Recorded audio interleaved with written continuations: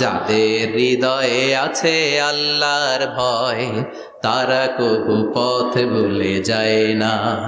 আল্লাহর প্রেম ছাড়া এই দুনিয়ায় কারো কাছে কোনো কিছু চায় না, ঠিক না?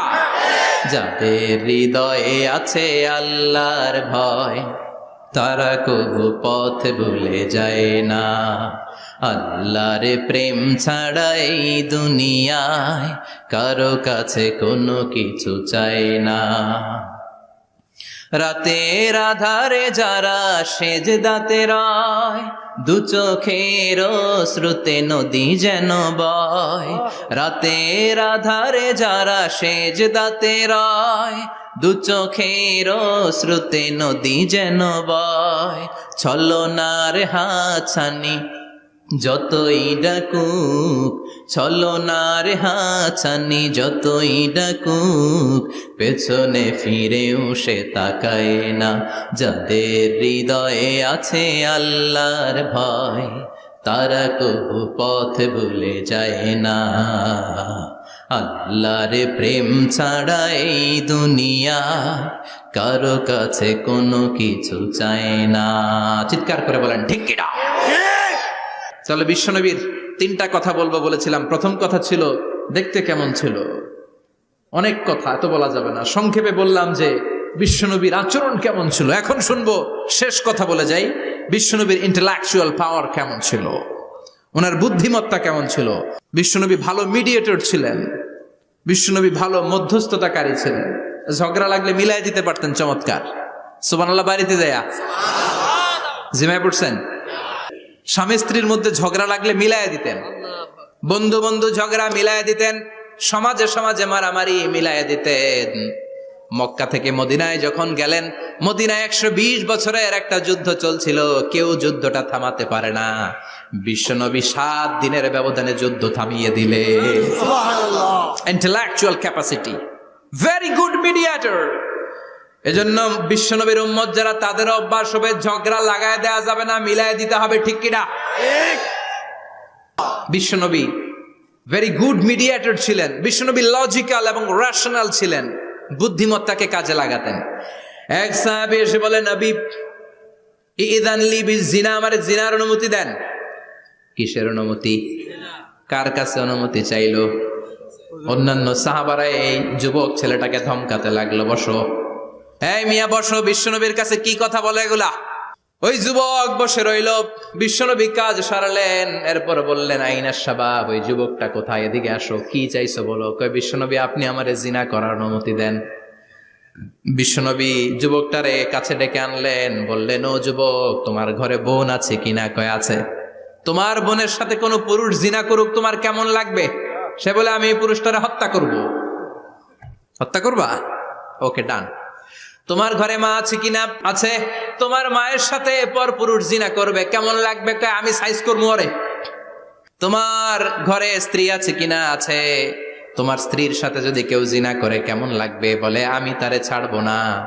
বিশ্বনবী বললেন, তাহলে যেই মহিলার সাথে তুমি জিনা করবা, সেও তো কারো বোন, সেও তো কারো স্ত্রী, সেও তো কারো মা, ঠিক কিনা? সুবহানাল্লাহ। What an intellectual capacity. যুবক বলে, তাই তো, এইভাবে তো ভাবি নাই। আমি যার সাথে পাপ কর্ম করব, সেও তো কারো বোন হবে, সেও তো কারো মা হবে, সেও তো কারো স্ত্রী হবে।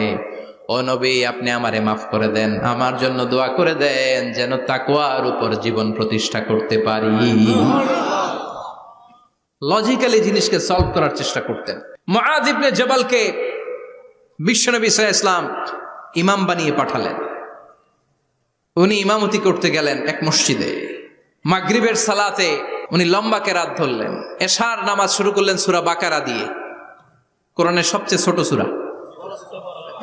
হ্যাঁ, বড়? কত বড়? বিশাল বড়। এখন ওই এলাকার মুসল্লিরা ছিল কৃষক মুসল্লি।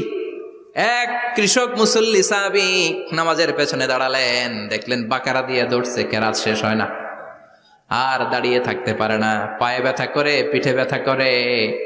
কিছুক্ষণ পর রেগে মেগে নামাজ ছেড়ে দিয়ে বারান্দায় নামাজ পড়ে বিশ্বনবীর কাছে বিচার দিতে গেলেন। যে বললেন, নবী এমন ইমাম পাঠাইছেন এশা পরে বাকারা দিয়া। বিশ্বনবীকে সর্বনাশ, মুআজ তো ভেজাল লাগায় ফেলতেছে। ডেকে পাঠালেন, সহিহ বুখারীর বর্ণনা। বিশ্বনবী বললেন, Muaz, what are you doing there? কি করছো তুমি সেখানে? আফাতানুন আনতা ইয়া মুআজ, ও মুআজ, তুমি কি ফিতনা বাজাও নাকি? তুমি কি ফিতনা ছড়াচ্ছ নাকি?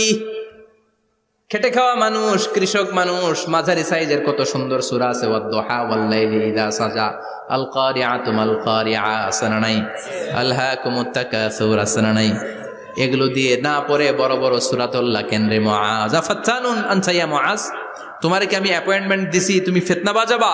খবরদার মুআজ, ইয়াসসিরু ওয়ালা তুআসসিরু, ইসলামকে মানুষের কাছে সহজ করে উপস্থাপন করবা। বাশশিরু ওয়ালা তুনাফফিরু, ইসলামকে এমন ভাবে উপস্থাপন করবা না যে তোমার কথা শুনে মানুষ দিন থেকে ভেগে ভেগে যায়। তাহলে এই দায়ভার ইসলামের নয়, এই দায়ভার বর্তাবে তোমার কাঁধের উপর। চিৎকার করে বলেন ঠিক কিনা? আমাদের মধ্যে অনেকে ইসলামকে অনেক কঠিন করে ফেলে, মানুষকে আশার বাণী শোনায় না, কই এমনি না বললে আপনার বাদ, আপনি বেদাত করছেন, আপনি শিরক করছেন, আপনার কিচ্ছু হবে না। যারে বলে কিচ্ছু হবে না, সে বলে আমার যেহেতু কিচ্ছু হবে না, তোর কথা শোনার আমার দরকার নাই, যে আমারে আশার বাণী শোনায় আমি তার কাছে যাই। ঠিক কি না? এজন্য সহিহ ইসলাম আপনি প্রচার করবেন, but your approach should be very flexible. 100 বছর যেটা চালু আছে আপনি একদিনই উঠিয়ে দিতে পারবেন? It's not a logical approach. বিশ্বনবীর অ্যাপ্রোচ, বিশ্বনবীর রেশনাল ক্যাপাসিটি এমনটা ছিল না। সহজভাবে বুঝাবেন, আদ-দীন ইউসরুন লা উসরা ফি, দিনটা হলো সহজ, দিনের মধ্যে কাঠিন্যতা নাই। সুবহানাল্লাহ, কি ক্যাপাসিটি! আমি যেমনি আপনাদেরকে নিয়ে বসে ওয়াজ করতেছি, বিশ্বনবী ওয়াজ করতেন, তবে সংক্ষিপ্ত ওয়াজ। আমরা আধা ঘন্টা করে যদি রাখতে চাই, হুজুর আরো আধা ঘন্টা করেন, তো আরো আধ ঘন্টা করে যদি শেষ করতে চাই, হুজুর আর 10 মিনিট করেন। হুজুর ওয়াজ অনেক টেস্ট লাগে, হুজুর নামাজ টেস্ট লাগে না। আচ্ছা না নাই? ওয়াজ ভাল লাগে, নামাজ ভাল লাগে না, কিন্তু বিশ্বনবীর ওয়াজ ছিল সংক্ষিপ্ত। আর বিশ্বনবী বলতেন, one of the minor sign before the day of judgment, your lecture will be longer, your সালাত উইল বি শর্টার। কিয়ামতের আগে তোমাদের লেকচার, ইসলামী লেকচার লম্বা হবে, নামাজ হয়ে যাবে সংক্ষিপ্ত। এই আলামত সমাজে আছে না নাই? বিশ্বনবী সংক্ষিপ্ত কথা বলতেন, আর ওনার বুদ্ধিবৃত্তিক ক্যাপাসিটি কাজে লাগিয়ে তিনি বুঝাতেন। হাত দিয়ে ইঙ্গিত করতেন, আঙ্গুলের বিভিন্ন ব্যবহার সমাজে আছে না নাই? বিশ্বনবী এটা করতেন। বিশ্বনবী একবার কিয়ামতের ওয়াজ করছেন, 2টা আঙ্গুলকে এরকম করে বললেন, আনা বুইসতু আনা ওয়াসসাআতু কাহাতাইন, এই 2টা আঙ্গুল যেমনি কাছাকাছি, আমি এবং কিয়ামত এরকম কাছাকাছি নাজিল হয়েছি। আমি এবং কিয়ামত এরকম কাছাকাছি। বুইসতু আনা ওয়াসসাআতু কাহাতাইন। আবার বলতেন, আনা ওয়া কাফিলুল ইয়াতীমি কাহাতাইন, আমি এবং ইয়াতীমের রক্ষণাবেক্ষণকারী এই 2 জন জান্নাতে এরকম কাছাকাছি থাকবো। কোন সুবহানাল্লাহ। এরকম আঙ্গুল দিয়ে বিশ্বনবী বুঝাতে চাইতেন। আবার মাটির মধ্যে খেজুর গাছের ডালা দিয়ে লম্বা একটা দাগ টানলেন, ডানে বায়ে অনেকগুলো দাগ টানলেন। সাহাবারা বললেন, এটা কি? বিশ্বনবী বললেন, এই যে দাগটা দেখলা, এই দাগটার নাম হলো সিরাতুল মুস্তাকিম। চিল্লায় বলেন, এই দাগটার নাম কি? সিরাতুল মুস্তাকিম। আর ডানে বায়ে ছোট ছোট যে দাগগুলো দিলাম, এগুলো হলো সুবুলুশ শায়তান, শয়তানের রাস্তা। সিরাতুল মুস্তাকিমে উঠলে শয়তানের রাস্তা থেকে অনেক হাতছানি আছে না নাই? ডানে বায়ে তাকানো যাবে না। সিরাতুল মুস্তাকিমে যে তুমি উঠেছো, চলতে থাকে বা চলা শুরু হলো দুনিয়াতে, শেষ হয়ে যাবে জান্নাতে। সুবহানাল্লাহ।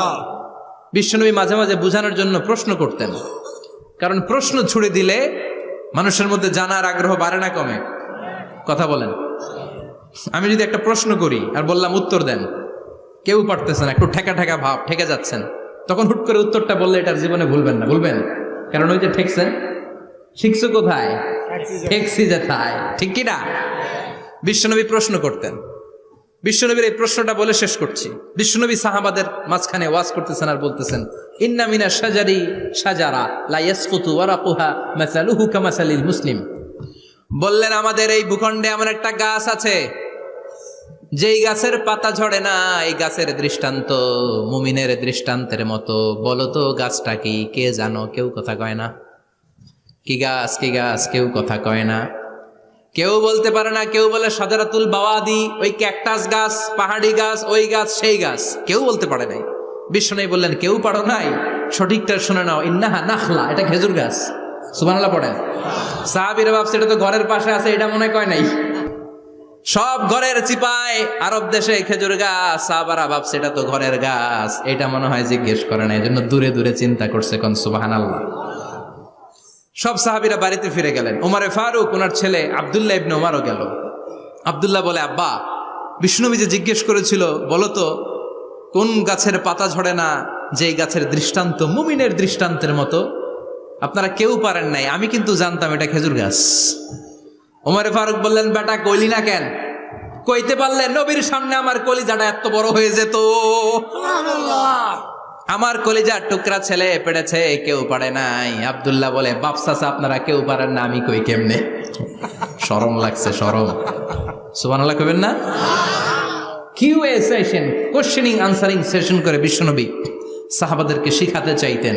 এজন্য এ নবী এমন নবী যে নবীর পুরো জীবনের প্রতিটি ইঞ্চি ইঞ্চি জায়গাতে আমাদের জন্য শিক্ষা আছে না নাই? এই শিক্ষাগুলো গ্রহণ করতে রাজি আছেন তো? যা শুনলাম আমল করতে রাজি আছেন তো? বিশ্বনবীর জীবনী গ্রন্থ বেশি বেশি স্টাডি করতে রাজি আছেন ইনশাআল্লাহ? 2-4 জন কইছে খালি। সবাই রাজি আছেন তো ইনশাআল্লাহ? যাদের ঘরে বিশ্বনবীর কোনো জীবনী নাই, বাংলা অনেক জীবনী গ্রন্থ পাওয়া যায়। বিশ্বনবীর জীবনী হচ্ছে আমাদের জন্য মডেল, ঠিক কি না? এবং এই মডেল অনুযায়ী যদি আমাদের জীবনকে আমরা সাজাতে পারি, জান্নাতের দুয়ারগুলো আমাদের জন্য খোলা রাখবে কে? আল্লাহ। আল্লাহ আমাদের সবাইকে কথাগুলো বুঝার ও আমল করার তৌফিক দান করুক, আমরা পড়ি আমিন। আমিন। যতগুলো কথা বলেছি কোরআন সুন্নাহর আলোকে বলেছি, বানিয়ে কিছু বলি নাই। তারপরেও আমার মনের অজান্তে কোনো মিস ইনফরমেশন যদি আমার মুখ ফসকে বেরিয়ে যায়, সেগুলো যেন আল্লাহ তাআলা আপনাদের স্মৃতিপট থেকে মুছে দেয়, আমরা পড়ি আমিন। সত্য, সুন্দর, কল্যাণকর, হকের পক্ষে যা বললাম তার সবটুকুন আল্লাহ তাআলা প্রথমে আমাকে এবং আপনাদের সবাইকে আমলের তৌফিক দান করে, আমরা পড়ি আমিন। আপনারা সবাই ভালো থাকবেন, সুস্থ থাকবেন, সুন্দর থাকবেন, কোরআনের সাথে থাকবেন। সুবহানাকাল্লাহুম্মা বিহামদিকা আশহাদু আল্লা ইলাহা ইল্লা আনতা আস্তাগফিরুকা ওয়া আতুবু ইলাইক। ইয়া রাব্বি লাকাল হামদু কামা ইয়ানবাগি লিজালালি ওয়াজহিকা ওয়া আযীমি সুলতানিক। লাকাল হামদু বিল ঈমান, লাকাল হামদু বিল কুরআন, লাকাল হামদু বিল ইহসান।